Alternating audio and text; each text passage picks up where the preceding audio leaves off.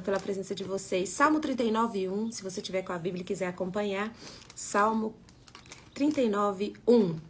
Oi, Adriane, tudo bem? Quinho, sejam bem-vindos. Vigiarei a minha conduta e não pecarei em palavras, porém uma mordaça na minha boca enquanto os maus estiverem na minha presença. E aí, gente, tá? Alguém se identifica aqui com esse texto? Vigiarei a minha conduta e não pecarei em palavras, porém uma mordaça na minha boca enquanto os maus estiverem na minha presença. Como é difícil a gente ficar calado, né?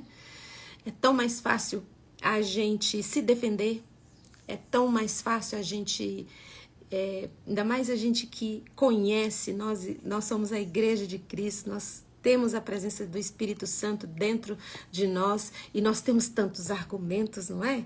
Nós temos uma sabedoria que não é só nossa, ela vem do céu. Todos os dias Deus derrama graça, misericórdia, sabedoria. E aqui o salmista Davi, ele se propôs, ele falou, eu não vou pecar em palavra na presença dos maus. O que Davi estava querendo dizer aqui com esse texto?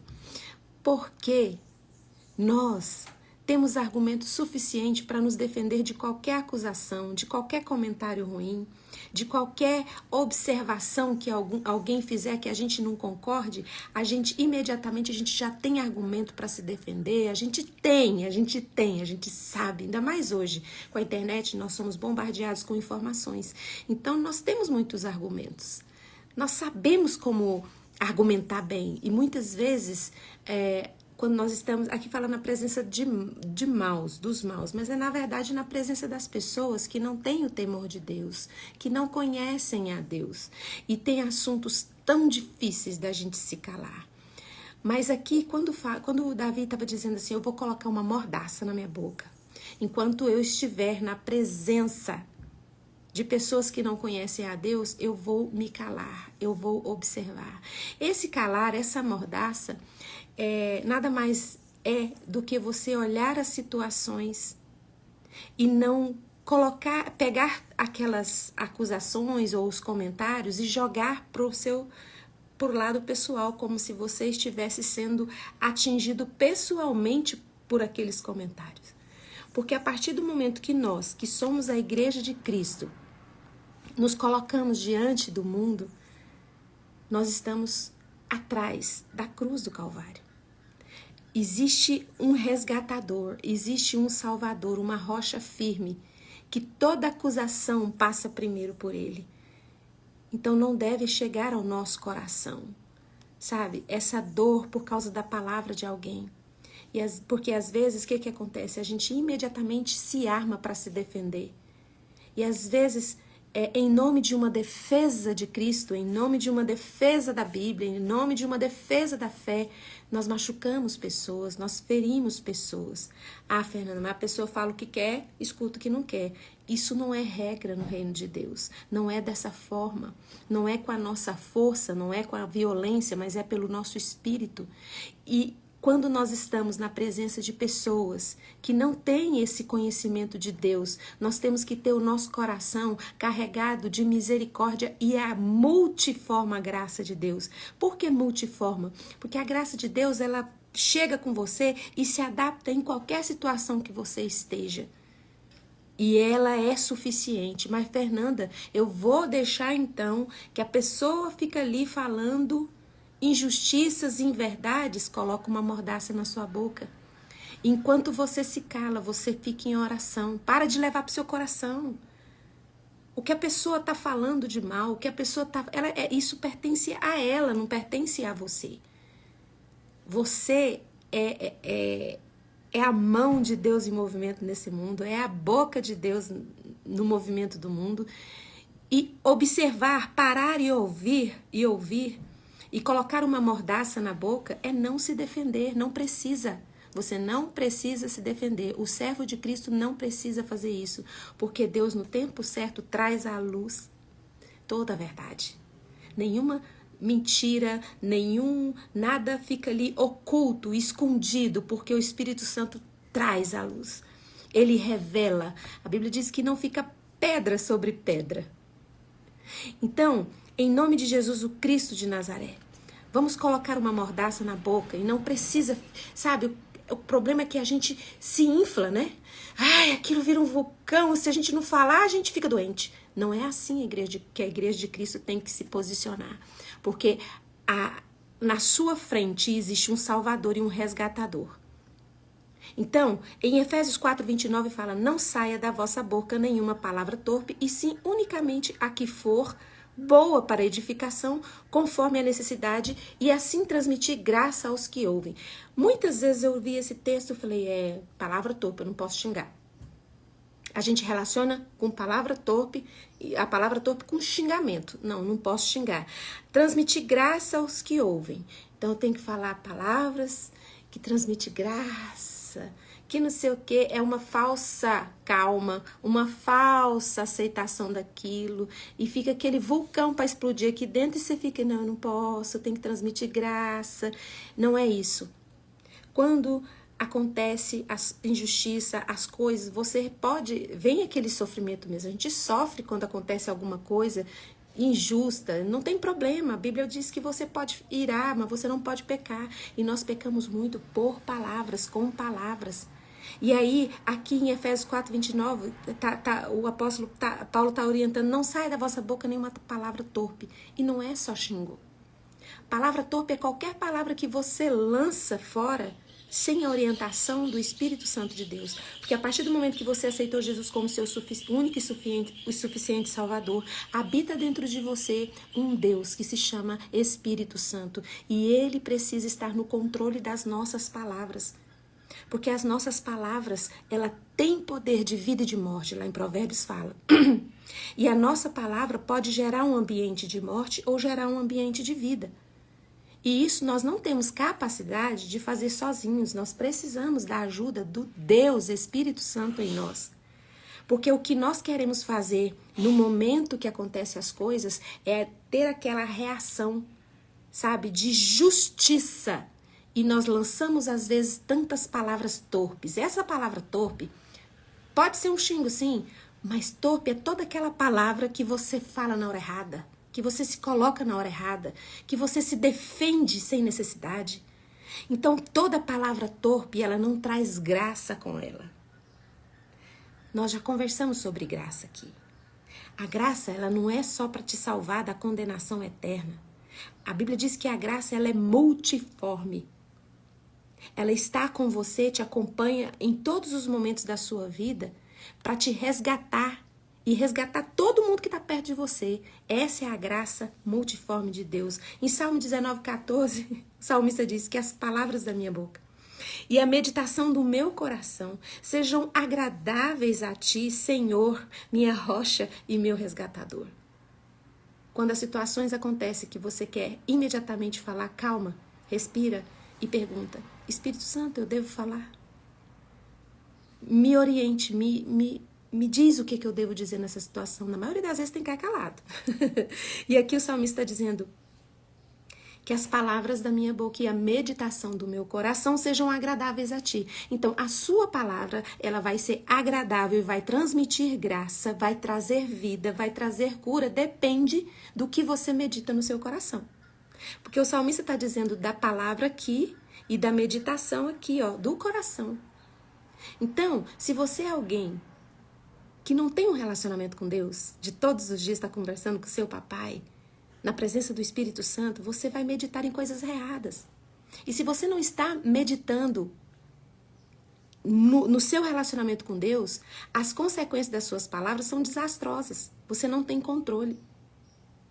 E aí vem, Fernando, quando eu vi eu já falei. Nem pensei, já falei. Isso não é uma atitude da Igreja de Cristo. Não é, quando eu vi eu falei, não é. Porque você está meditando em coisas erradas. Você está pegando as palavras, o que é dito, o que você tem assistido, o que você tem ouvido. Você tem pegado e ir meditando nessas coisas. Você precisa meditar na palavra de Deus.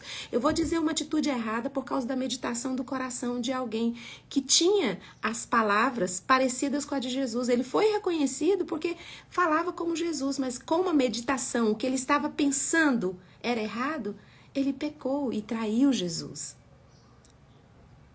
Foi Pedro. Lá em Mateus 26, 73 diz assim: pouco tempo depois, os que estavam por ali chegaram a Pedro e disseram: certamente você é um deles, porque o seu jeito de falar te denuncia. Você fala igual a eles.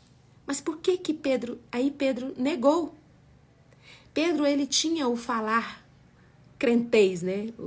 A fala dele denunciava que ele caminhava com Jesus, que ele andava com Jesus, que ele tinha uma relação com Jesus. Mas porque a meditação do coração dele não estava em sintonia com o Rei dos Reis, com Jesus, com Deus, o que ele falou logo em seguida? Eu não o conheço, nunca vi. Mentiu. Então, quando a meditação do seu coração não tem uma relação com Deus, ela tem uma relação com o seu ego. Vou repetir. Se você não tem uma meditação que tem um relacionamento com Deus e medite nas coisas do céu, nas coisas que Deus pensa de você, nas coisas que Deus diz que você é, você vai ter uma meditação que se relaciona com o seu ego, com o seu eu. E aí você não está escondido atrás da cruz de Cristo, você não está colocado na rocha que é Jesus, onde os seus alicerces são firmes, você está tendo uma relação com o seu ego, meditando no que o outro fez com você. Você gasta horas do seu dia pensando na injustiça que fizeram com você. Ai, Fernanda, mas o que eu vou pensar então? Fizeram mesmo, me acusaram mesmo, falaram mesmo isso de mim, como é que você quer que eu pense? Não tem como mudar. Exatamente. Ontem eu estava ouvindo uma psicóloga falar, ela dizendo assim, olha, o trauma, ele é inevitável? Todo mundo tem trauma. Agora, o traumatizar é evitável. O que é o traumatizar? É a sua atitude com relação ao que te aconteceu. A sua atitude pode ser de destruição ou de vida. E quando você reage ao que te aconteceu, meditando em Deus, na palavra de Deus, a vida não é gerada só dentro de você. A vida é gerada na vida das outras pessoas que te cercam. Quem olha para você, você transmite vida. No seu trabalho, a sua reação é vida. Você não tem controle sobre as coisas que te acontecem, mas você tem o controle sobre as coisas que você vai fazer com isso. O que você vai fazer com isso? Sabe, é muito difícil a gente controlar a nossa boca, a nossa língua, porque nós queremos o tempo todo ficar nos defendendo e não há necessidade disso. Mude a meditação do seu coração. No que você vai meditar? O que é meditar, gente? É pensar sobre aquilo, repensar sobre aquilo, é remoer, né? Tem a vaca, né? Que é um animal que come, acho que não sei se é 2 estômagos, não sei explicar isso, gente, mas só sei que a vaca come, aí ela volta para a boca e fica ruminando, é o remoer. E muitas vezes nós engolimos as coisas que nos fazem mal e ao invés de entregar para Cristo, ó Jesus, eu não entendo por que isso aconteceu, eu não sei por que me falaram isso, eu não sei por que aquela fulana falou isso comigo, mas o que eu vou fazer com isso? Eu não quero ficar meditando na dor. Eu quero ficar meditando nas suas promessas. E aí, ao invés das suas palavras saírem desembestadas, como dizem em Goiás, né? Desenfreadas, elas terão o controle do Espírito Santo, porque não é por força, não é por violência, mas é pelo Espírito Santo de Deus. E é tão diferente quando você deixa que o Espírito Santo seja o seu Senhor, a sua rocha, o seu resgatador. Porque você é exposto, sim, quando você é ofendido, quando você é injustiçado, é humilhado, você fica exposto e vulnerável. Mas aí você não vai meditar nisso, porque você tem uma rocha que é mais alta que você. O que é isso, rocha? Por que fala que Deus é rocha? E o salmista fala, olha, eu quero que o Senhor me leve para uma rocha que é mais alta que eu. O que é? Você tem que pedir a Deus, como Davi falava, me coloque na rocha que é mais alta que eu. O que é isso? É quando você tá aqui no problema. E aí você pede a Deus para te colocar numa rocha que é mais alta que você vai ver o problema de longe. Em uma outra perspectiva, de um outro ângulo, você vai ver aquela situação. Mas você só consegue ver de uma forma distanciada se você tiver uma relação com o Deus Espírito Santo que está aí. Falar, Senhor, eu não consigo ver saída. Aí o Espírito Santo pega a nossa vida e fala, olha o problema daqui, desse lado da rocha. Quando você está no alto da rocha, quem já subiu uma montanha sabe disso, que a gente olha para baixo, está tudo pequenininho. E aqui, quando Davi fala que as palavras da minha boca e a meditação do meu coração sejam agradáveis a ti. E a Bíblia diz que quando Deus se agrada de nós, Ele se torna nossa força, porque a alegria do Senhor, lá em Neemias fala, a alegria do Senhor é a nossa força, porque a alegria do Senhor nos move de lugar, nos tira do lugar que está limitando a nossa visão. Porque aí quando nós deixamos e meditamos em Deus, na palavra dele, no que ele pensa de nós, no que Deus diz que nós somos, não o que aquela pessoa está dizendo. Quando você diz, Senhor, que as palavras da minha boca, não é só as palavras da boca, a meditação do coração. Porque o que você enche o seu coração, a sua boca vai dizer. E aí aqui o salmista Davi aqui no Salmo 19, versículo 14, quando ele diz que a meditação e as palavras que eu fale sejam agradáveis a ti, no final fala assim, porque você é a minha rocha, o Senhor é o meu resgatador. Mas a gente quer que Deus resgata na hora, né? Ai, me tira desse emprego, eu não quero mais ficar aqui, me tira desse casamento, me tira desse lugar, eu quero sair dessa igreja, eu não aguento mais. E aí, o que acontece, gente? Lembra da tempestade lá, que os discípulos estavam lá na tempestade? Quando Jesus apareceu, ele podia ter acalmado a tempestade, mas Jesus convidou Pedro para caminhar na tempestade. Então, às vezes, Deus não vai tirar a tempestade da sua vida, mas vai te dar força suficiente para caminhar nela, para andar nela. E aí, quando Jesus chega no objetivo final, quando Jesus pisou no barco, quando ele e Pedro pisaram no barco, a tempestade imediatamente cessou. Mas, às vezes, você vai ter que andar na tempestade, mesmo com a presença de Jesus ao seu lado, porque a tempestade é inevitável. Eu lembro que na minha época de adolescente, as pregações sobre Jesus era vem que Jesus vai resolver todos os seus problemas. E com o tempo eu fui ficando tão frustrada, como assim Jesus, parece que cada vez, agora que eu sou crente que os problemas aumentam, eu ficava assim meio, como assim? Mas Jesus não veio para resolver os nossos problemas, ele veio para salvar a nossa alma e nos ensinar a viver, a ter vida em abundância, mesmo no meio das tempestades. Então mude a meditação do seu coração, olhe no que você está pensando o dia inteiro, o que você está assistindo, o que você está ouvindo, que eu tenho certeza que as palavras da sua boca vão ser agradáveis, vão transmitir graça. O que é transmitir graça? Transmitir cura para você e para quem te serve. Que Deus abençoe seu dia, que Deus abençoe sua vida. Coloque a mão no coração, eu vou orar por você. Paizinho, é tão bom saber que a tua presença em nós nos dá vida e nos faz transmitir vida em qualquer ambiente que nós estamos. Perdoe, Senhor, pelo meditar do nosso coração. Às vezes passamos horas meditando na dor e não na graça. Às vezes passamos horas meditando e pensando formas de nos defender e não permitimos que o Senhor seja a nossa rocha e o nosso resgatador. Nos perdoe. Assuma o controle da nossa vida, da nossa história, Pai.